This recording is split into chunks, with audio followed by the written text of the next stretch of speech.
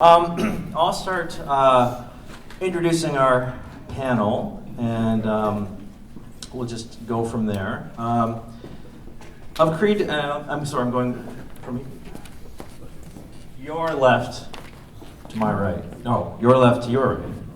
Anyways, on the end here we have of Cree descent, Winnipeg-based composer, conductor, singer, sound designer Andrew Balfour is the founding artistic director of Camerata Nova, now in its 23rd year, specializing in new works, arrangements, and audacious intergenre and interdisciplinary collaborations. Next to Andrew is Palacio-Quintin, flutist, improviser, composer, composes instrumental and electroacoustic music for various ensembles and media works. She has been developing hyperflute since 1999 and is the first woman to earn a doctorate in electroacoustic composition from the Université de Montréal. And I'm making a note that that's in 2012, so it's quite recent.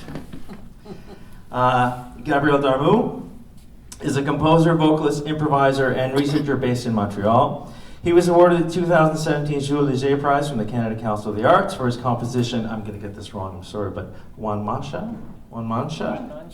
I was close, I'm sorry. I play trombone. No. And the Robert Fleming Prize and Prix d'Europe Composition Prize, both in 2011. Next to Gabrielle. This is a friendly crowd, I like that. Is Lou Sheppard. Lou Sheppard is a Canadian artist working in video, audio, and installation practices. Lou was a participant in the first Arctic Biennale, the Antarctic Pavilion, did I say Arctic? Antarctic, I did. The first Antarctic Biennale, the Antarctic Pavilion at the 57th Venice Biennale, and was selected for the 2017 Emerging Atlantic Artist Award. And on the end here, Lan Tung, originally from Taiwan, erhu performer, composer, improviser, vocalist, and producer Lan Tung is the artistic director of Sound Dragon Music Festival, Orchid Ensemble, and Proliferation. There we go. My pronunciation. My name's Jerry Pergolesi. I'm the moderator for this panel. We were given a little provocation here, and I'm just going to start us off with that, and we're going to have a discussion. Over the course of the last couple of days, I've had the privilege to talk to a few of the people, most of the people on the panel. We've just had these very casual conversations and about what we're going to talk about. We've had a few emails back and forth. So there's some things that the discussion has already started a little bit, so we might just dive right into a few things. But the prompt that we started with, which started this conversation, came from the organizers. And I'm just going to read it to you so that you're aware of what we're talking about. Are inter-arts practices particularly suited to cross-cultural dialogue, and what kind of difficulties do they set up? So I'll let everybody just start with that, and then we'll just take it from there. Do you want to start here? Let's do it over there. There we go. Sorry. Okay, someone step forward. Okay. Sorry, could you repeat the title again for the question? Cultures. Are the inter-arts practices particularly suited to cross-cultural dialogue, and what kind of difficulties do they set up? Cross-cultural dialogue. I think that's a unique problem in this country right now. There are many protocols I find in cultures, and I come from an Aboriginal culture. Obviously, I'm Cree. I'm a 60s scooper. In 1967, when this country was celebrating their 100th anniversary, the government decided to take Aboriginal kids outside of their Aboriginal culture and families and put them into non-Aboriginal cultures and families.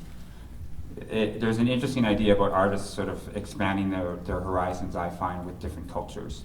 Can we stop it as artists? Can we stay isolated in our own cultures and our musical traditions?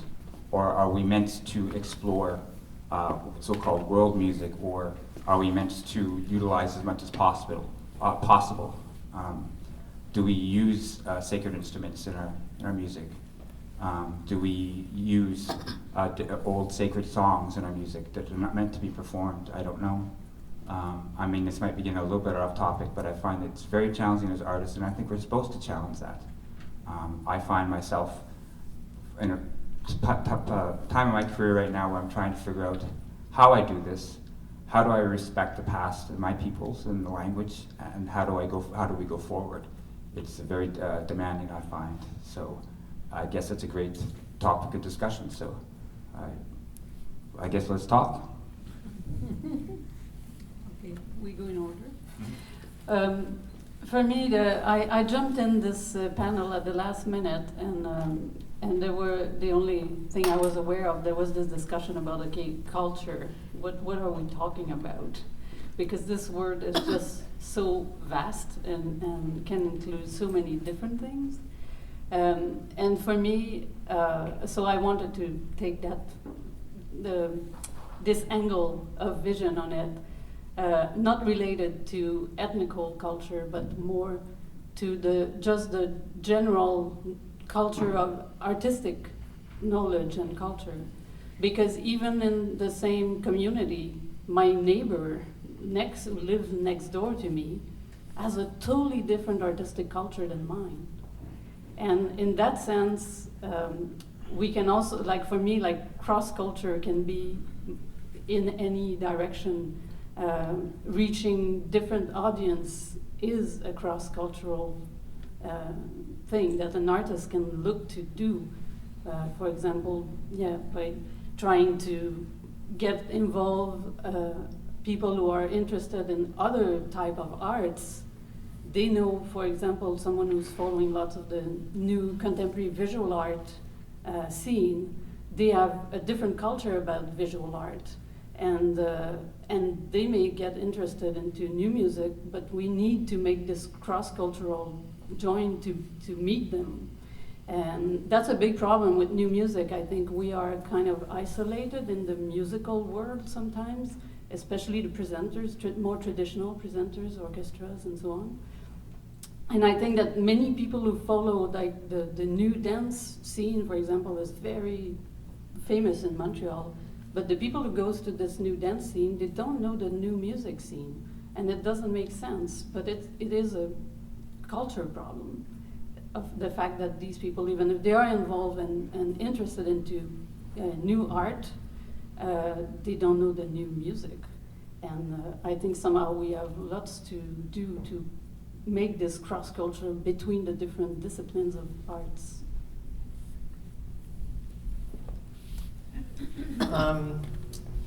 Still deciding which angle to take. I think I'm going to go with this idea that we discussed a bit about audience engagement and also what you want as an artist to share with your audience. Myself having a different, I guess, cultural affiliations or different ways to define my individual, but also my artistic identity, being, having links with India, with my Quebecois identity that is also sort of a minority in Canada, being queer, being interested in lots of things. And I think that new music, why I step out of new music as an idiom of that's very rooted in these Eurological kind of roots, I guess is because I want to create work that can engage with people who have a shared connection with their own identity. And it doesn't need to completely overlap. And in new music, it does overlap because we have this identity as musicians, and that's also something, and we think differently than other people. Not that it's better. Okay, it is. But I mean, just kidding. I think that this is, I'm just coming out from a long project, kind of an opera, which is based on texts that are by a Quebecois writer, Françoise Major, and we thought a lot about language and how these French texts that are quite colloquial, quite local, to how even generational, also very now, very current, I guess, and the limitations that that has, but also just the potential of engaging the people that see that show will connect to it in a way that's much stronger than if we had created an opera that had lyrical singing that's standardized throughout the world with the internationalized kind of French accent, etc. So I'm thinking a lot in these terms of as an artist for who it's really important for me to share something, to have some sort of relationship with an audience, because I'm a pleaser and I can't live with just creating things in my basement. So I think that's really the aspect that's interesting to me in terms of culture and overlapping cultures that can be defined by lots of parameters now, not just ethnicity, language, etc. Yeah, so maybe to pick up a little bit on that idea of like queerness as a position, or as like as something that defines a lot of like how I think about the world and like the way that I relate to the world. I think queerness has really given me a way of looking sideways into things, so of reaching sideways, and so that also is a kind of an inter way of doing things, reaching out and sort of reaching around and reaching under, and so that's like a way that I approach my work in general, and like also a way that I approach my relationships and my life. But then, that queerness is as I do occupy that position. I also occupy the position of like a white person and a settler in Nova Scotia, and I'm really aware of that in the work that I make, especially because I do work with landscape and with land and with these sort of traditional notation systems a lot. So part of what I wanted to say is like, recently I was working on a project, and I wanted to work on a project with only other trans people. Like my idea was like, we will make a project about being trans, and it will be with other trans people. And in calling people to propose this project to them, two of the people that came on board, one was Indigenous and one was Black. And because I was directing the project as a white director of a project, I was also just suddenly really aware of like how hard it is for me to shake a lot of the colonial privileges that I carry. And so in some ways I look sideways, and in some ways I also recognize that like I have this position that is also something that I'm constantly questioning and kind of trying to just constantly keep aware of. So I think that's something that has just really given me this way of thinking. Like just maybe thinking more spectrally, or thinking more in terms of reaching across. So that's like maybe a bit of a way in. I think working with people from different cultures, probably the most important first thing is respect for each other, and take off your assumption first, but just to be open for the different possibilities and ideas. And like majority of what I do is with non-Chinese people when there's visual artists, dancer, most musicians and composers. Before you talk about interdisciplinary, but just in music and people from different backgrounds, there's a lot of things that we have to work on in order to work together. For example, the expectation, like where we are expected in contemporary music, you prepare your material very well, you come show up for 2 very time rehearsal, you start at this time, you finish this time, and you have to be prepared before you come, and that's all the time you have. It takes years to bring this message across to some of the musicians coming from maybe Persian backgrounds, that like we can do longer rehearsal, we're paying by hour, and you have to prepare before you come. But it's different tradition, because when I went to Egypt to work with the musicians there, basically they just rehearse whole day long and have coffee, have a smoke, and have meal, and rehearse more. Like they have a different sense of how much time they can devote to a project and then really memorize everything. So that's like the way of working is very different. And for example, with the Little Giant Chinese Chamber Orchestra musicians, like they are really fast readers. Like they are actually used to show up to rehearsal and give them music and sight read. So and then the next day they play perfectly already. So it's different from here. So that's why if they show up the first rehearsal, because usually when we work with them, they already rehearse before they come here. But there was one piece that they rehearsed first time here. So like the first rehearsal, they may not be able to play all the notes because they are actually sight reading. It's very amazing sight readers. And the next day, everything was correct. So we have a like very different expectation from just different practices and people from different backgrounds, even just within music. And then I work with flamenco dancers, and in flamenco dance, the music and the dance is really incorporated as one. It's never separated. But there's also very clear hierarchy in the company. A dancer is the god. Everybody's serving the dancer. You can't mess up their steps. And that's the first thing. And then in the musicians, the guitarist is the lead. So unless you can work out a different working relationship, which I hope to break away from this traditional model, but that's what they are very used to. So you have to find the right person, the right people to work with to introduce the ideas of that things can be done differently, which is not that easy in Canada because here, being far away from Spain, people want to do the most authentic.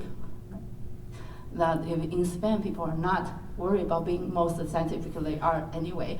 So I think that's the thing with people playing.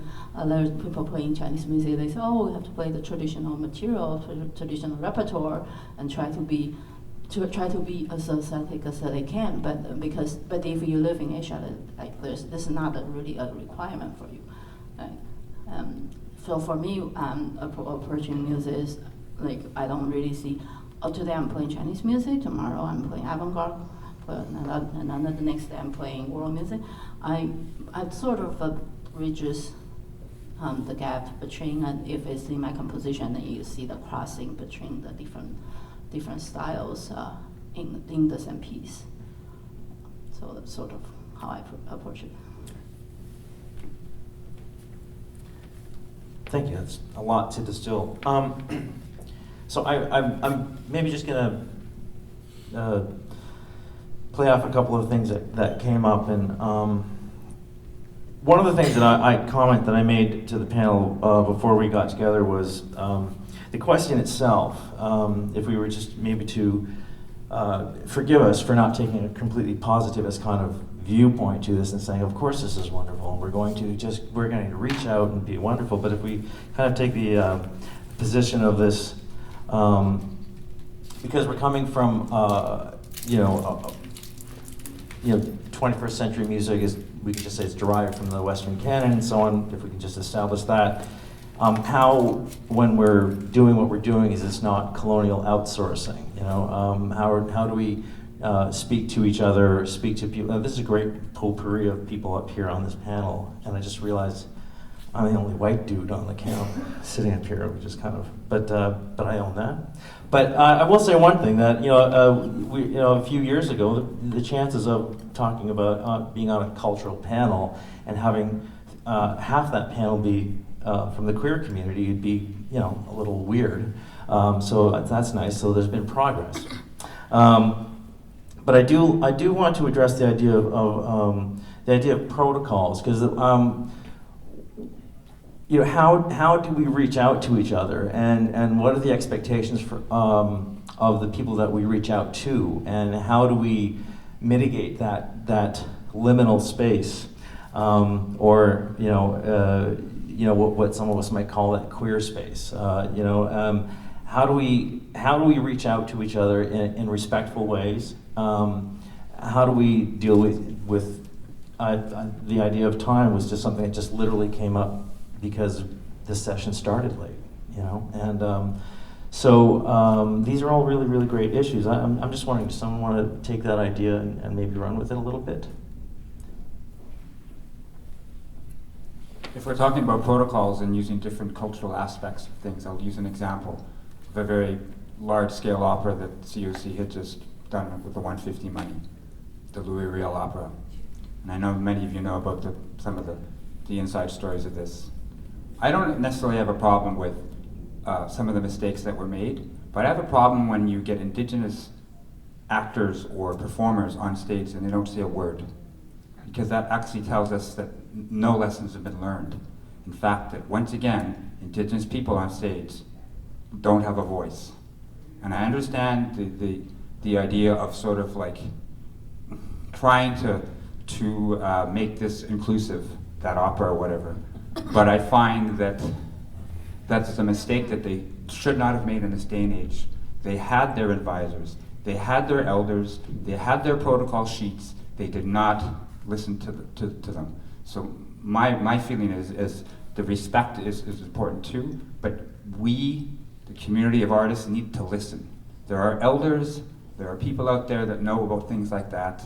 There are wonderful, wonderful artists that are coming up. There's a new generation of indigenous artists here in Canada and the United States that have a new voice because they've been taught to respect and listening. So I think that if we're going to do cross-cultural things, if we're not really sure, we need to find, in terms of if you're doing Aboriginal, there's many elders in this country.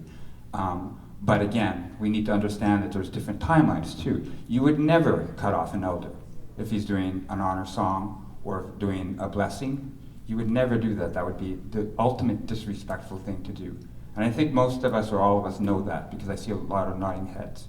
So I just feel that respect and the listening are very important if we're going to do true collaborations cross-culturally with respect in our hearts and our spirits. So that's the way I feel about protocol right now.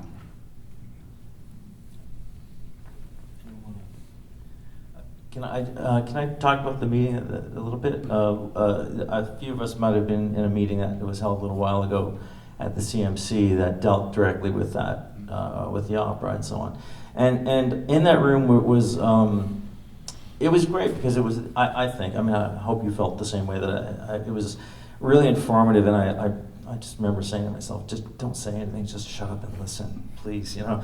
But one of the things that came out was that I felt that I could relate, because even when I started doing the work that I did, that I've been doing with Contact, I didn't know how to reach out to people, other queer people, and whether or not that was appropriate or not. And I also found going through the process, and this might speak to your point, is that through a gentrification process, we find that we get these lost histories, and some of that trauma gets lost in the mix.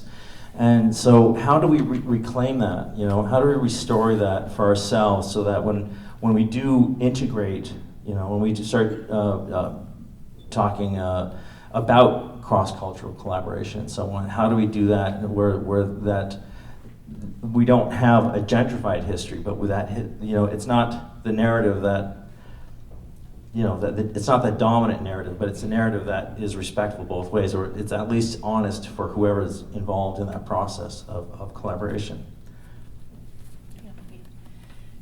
Yeah, I think that I kind of also flag that word collaboration because we use it a lot when we say that we want somebody to do something for us. And in truth, collaboration is that two people meet and do something together. And so if you're talking about a collaboration with somebody, well then respect is implied, right? Because you're working together, or I hope, like that's kind of how we make things work interpersonally. And so that means that you have to, as somebody bringing something to the table, you also have to be prepared to let somebody else bring something to the table as well. And that's something like in some of the work that I've done with people, you know, like even just from like an interdisciplinary perspective, like I have a particular idea about the work that I'm creating. I bring it to a musician, for example, and then they of course take it and they say, oh, okay, well I think like I'm having this idea, or like I think this, or even just that like I play my instrument in this way, and I'm like, I'm like that's not the way I thought of it, or like I get, you know, like it's possible to get hung up on these things, but of course also like the like, I hate using this word just because it's loaded, but like the magic of it is actually in the moments of like things happening together. That's the magic of collaboration. It's a different thing to say like we want to invite people into our spaces who are perhaps from other cultures and do the things that we do. Like that's like if I say for myself like, oh, I want like somebody to come into my space and do exactly what I do. That's a different idea, right? And it's not a collaboration. So I think like that's a word that I hold like pretty dear if that's what's happening, is that it's a pretty specific thing. The word collaboration is sometimes charged, isn't it? Barbara had a wonderful word for this, Barbara Kroll, at that meeting. She said, you don't have that word. Am I correct? It's working together. We work together. Mm-hmm. Yeah, and I think maybe that really resonated with me. So, does anybody else want to maybe address? Yeah. You mentioned outsourcing. Yeah. My understanding of that is maybe very established organizations picking people to kind of fulfill mandates. To reclaim Yeah, some to kind of kind of. innocence, yes. So that's my understanding of it. So that's how I'm going to answer that question. And I think that that happens, and there's lots of like good intentions about it. And I think that one of because coming back to inter-arts and all this, like one of my motivations in doing inter-arts was actually kind of self-sufficiency, kind of like, which is weird because we're talking a lot about collaboration, and I think it's wonderful. I collaborate in lots of instances, but I think that when you want to explore certain themes or whatever, sometimes you just have to know that it's you, or in the case you mentioned, that you're going to find people that kind of match that. So when you're talking about the transgender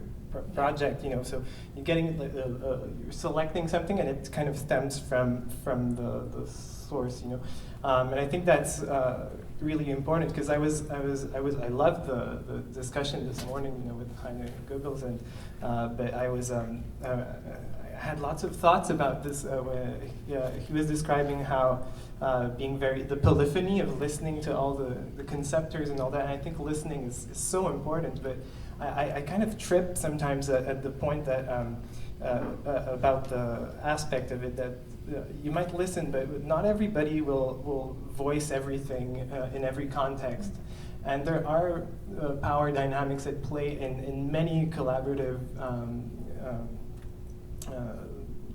contexts, and I think that I don't know, and that's why for long women didn't feel welcome in conferences, even if the doors are wide open. This is why, so I think that there's something to understand about listening, but also just understanding that to just voice something isn't always so easy. Let's just throw that out. Well, no one wanted to be the first person to speak, right? So, hey, we have another live mic. Great, wonderful.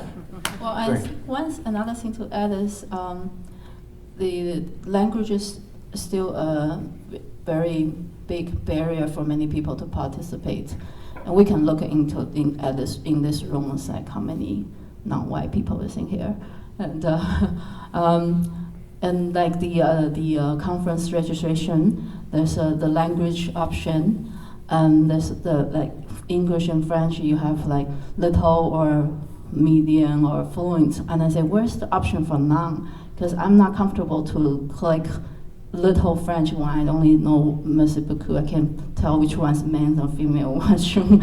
So there's the assumption that you speak a little bit of either of the official languages, which is when you're on the West Coast, which is really, really difficult to have to learn French.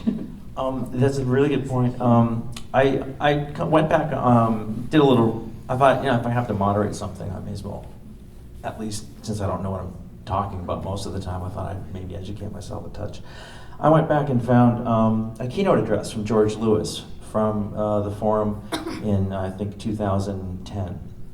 And he actually mentioned that there were at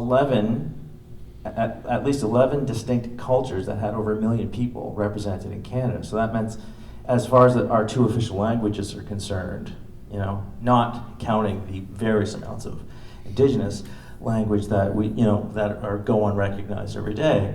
You know, there's 11 other languages out there that at least 1 million people who live here speak, and this is an issue. So I mean, so how are we all going to fix it? How, like, we're actually asking that question. How are we all going to address this question, or so on? But Claire, you wanted to talk a little bit about appropriation. Was that word we've been avoiding? Is that? Go ahead. But yeah, Oh. that's not Oh, on okay. that bill that I wanted to talk. You'll get back. Okay. Yeah, I wanted to pick the idea of language because, of course, in Canada, that's also a big issue, the French and English, because these are two different cultures as well. And we see it in the musical scene. Even in Montreal, it's quite obvious. There's lots going on in the Francophone organizations are very active. We have big events and so on. And we have little contact with the Anglophone community. And it's sad because, of course, music doesn't, most of the time, doesn't need the language to communicate. But still, there's still barriers in the communications because, we do our promotion in French, so we don't reach the English community that much, and vice versa, of course. So that's a big issue, I think, for many, but there's not so many countries like us who has officially 2 different languages. But that's also historical, situation who makes that we cohabit. Yeah, and then it's always the francophones like me now who have to struggle to speak in English. And even if we do it quite well, it's sometimes very difficult to get our real voice out because, of course, we're less comfortable speaking. That's why I want to pick up on her. She says, even for people from here, it's sometimes difficult to have this exchange because of the language issue. Yeah, I think language, it's really complex. I really love that subject. I just think that one of the solutions to that is I think we talk about privilege all the time, and seriously, Anglo privilege is not it exists. It's really a real thing. And I think that an acknowledgement of the fact that it's used as a lingua franca, I'm not saying this out of bitterness, but earlier we had the language facilitation, and I was like, okay, and then we just decided to switch. I don't know if they're here. We just switched the language because it was just easier, and I don't think there's much resent or bitterness in that kind of situation. But I don't feel that this acknowledgement is always as strong as it should be. And I'm not saying that as a francophone. I'm saying it as a francophone that's also very in tune with what Lan is saying, and also our First Nation languages also. So I think that there's work for both, because French and English are still both settler languages, and so they both come with a power relation also in regards to immigration and First Nations. But I think that, exactly. Second language too. Does anybody want to pick that one up? Okay. Well, it's kind of fun to be the what was it? The lavender menace in the room every now and then. Am I the only one who got that reference? No. Okay.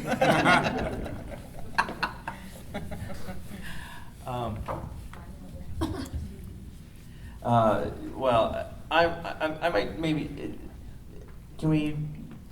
I'm going to defer to Mr. Lewis one more time, and just see what this goes. Now, when he was talking about improvisation for the most part. So I'm just going to move one word in there.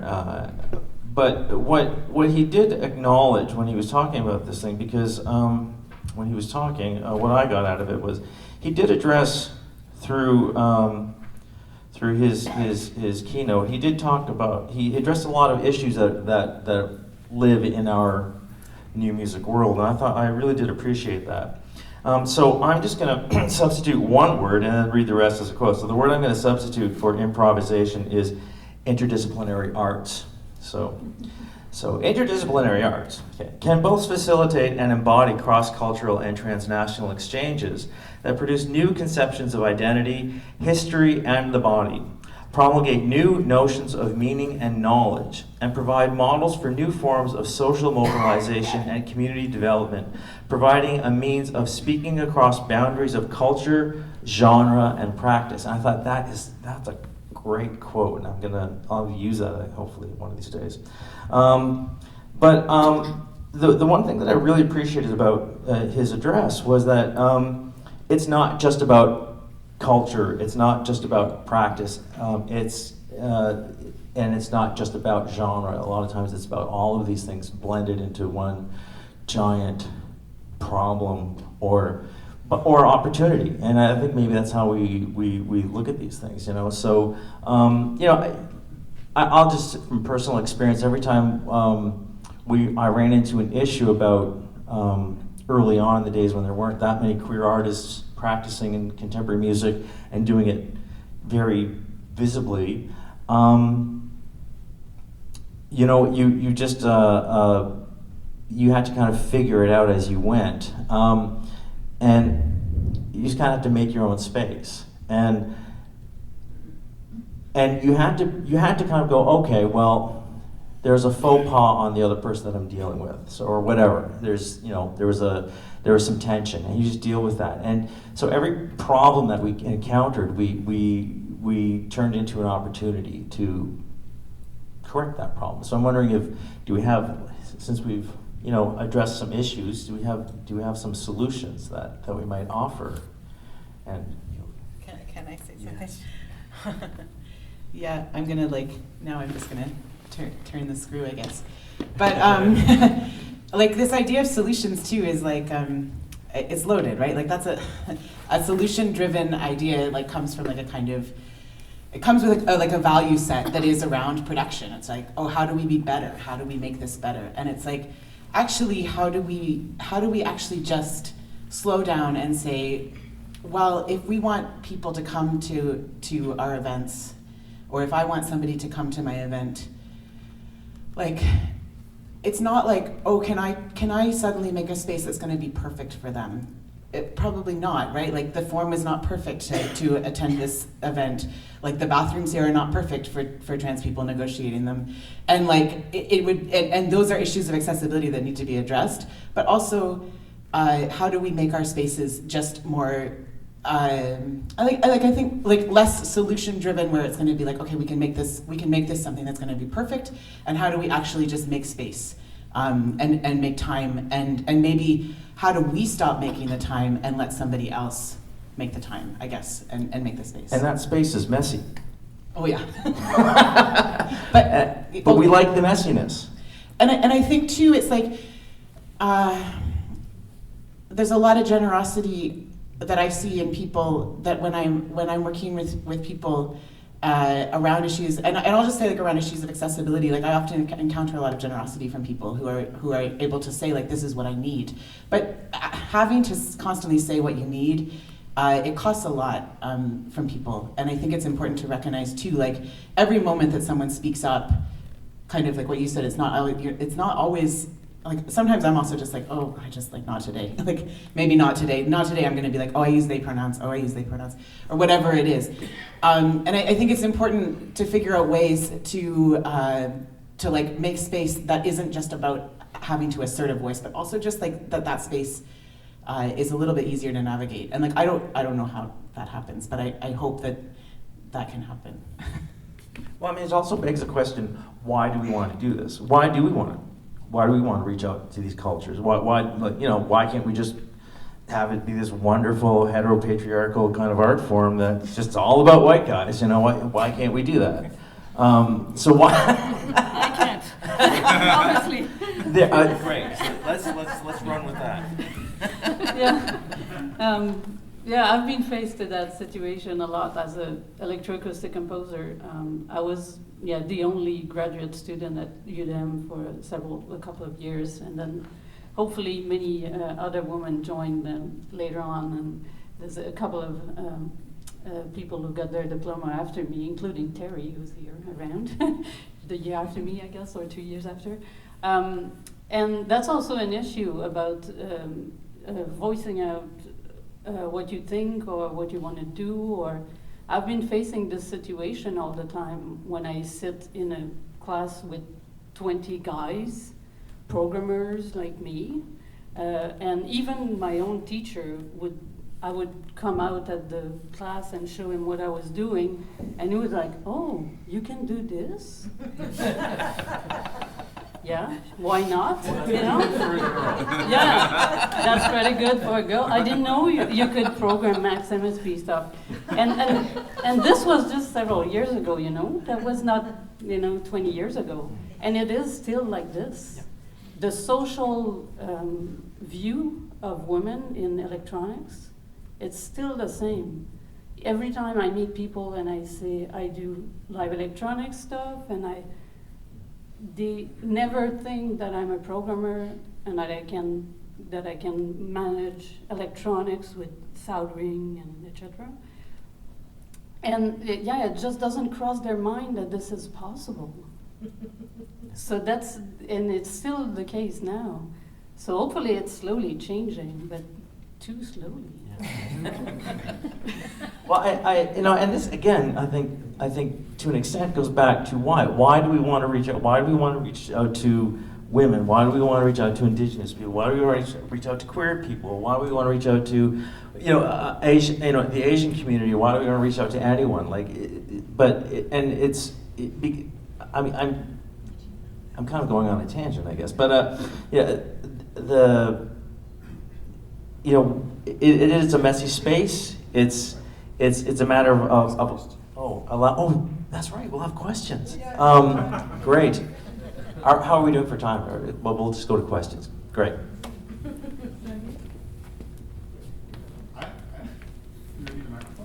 Do you? No. Well, we can hear him. We've got lots of space.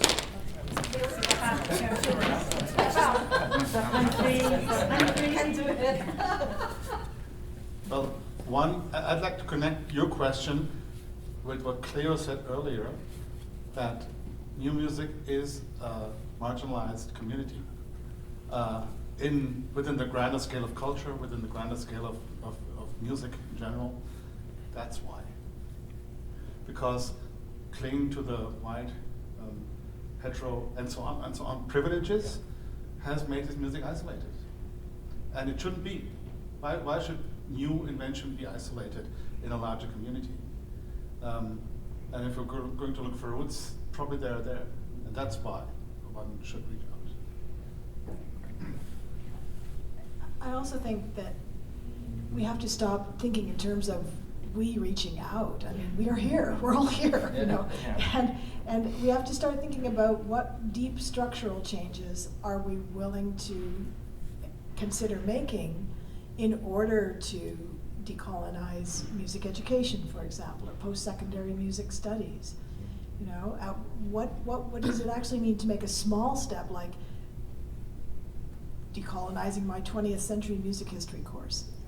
And it's already really inclusive. I include a lot of things I care about in it, but it's still including things in what's already an untenable structure. So I think there's a hard work to be done there to really rethink the whole damn thing. Quick comment about decolonizing a lot of things. The minute, because our institutions are so entrenched in this idea that even when you have a bunch of people that are sitting representing and that you've tried to decolonize your classroom, it's the institution still it just has this entrenched. So it's the minute that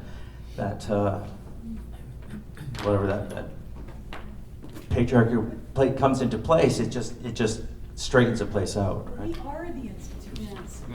Well, Make yeah. them. Well, yeah. that's exactly it. Well, so we're empowered. Great. I don't know, Sandeep. I would say maybe the reverse.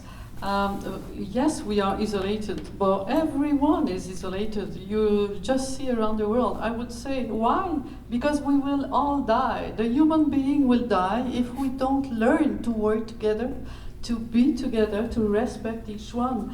And I would say maybe the artists with their great sensibility can lead this new way of society together. We're not alone, of course, but for me it's urgent. It's urgent.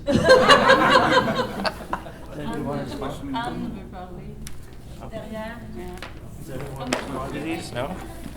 Yep, coming. So I have a how question. And I don't know, I don't really know how to address it because maybe even the space is not, and the time is not good enough to consider the how. For me, the how also is about like how the space is shaped, and here is a bit frontal. And I know from experience that as soon as it becomes a circle, it's already completely different. Or as soon as we meet outside and are sitting in the grass, or if a festival or gathering starts with a ritual of honoring the earth and listening to the native here that can do the ritual, there is like a structure of things that completely shape differently. And thinking of the how also, I know we are like very diverse, but I also see that I think there is no musician or artist from Afro-descendant or Latino descendant, or I don't know, but not many. And oh yeah, good. But I'm mentioning like that there is a diversity here, but I think it can go still further, and I really don't know, and I don't want to talk for like the diversity that I don't know. But I'm wondering, how do we do that? And I cannot tell because I'm just one person. But I wonder how this group gathering can think of this how and this restructuration and an ongoing restructuration, because it won't be like, yeah. But I have a desire for, yeah, I think sharing and healing and practicing what we are talking about, and I don't know how to do it. Yeah. Thank you for that. Actually, who was it that we were talking about this, about the idea that we're the knowledge bearers, and you are the people who we're going to impart knowledge to, and the idea of it being a circle instead. Everybody in this room should be on this panel. We should just be having an open discussion about this. So thank you for that. I think that was great. Does anybody else have any comments? I don't know how we are for time. How are we for time? Time. It's 4:01. Okay, well, just... What does that mean? We want to take a 5 to 10 minute break before the next panel. So this will be the last, we'll wrap up with here? Okay. Yeah.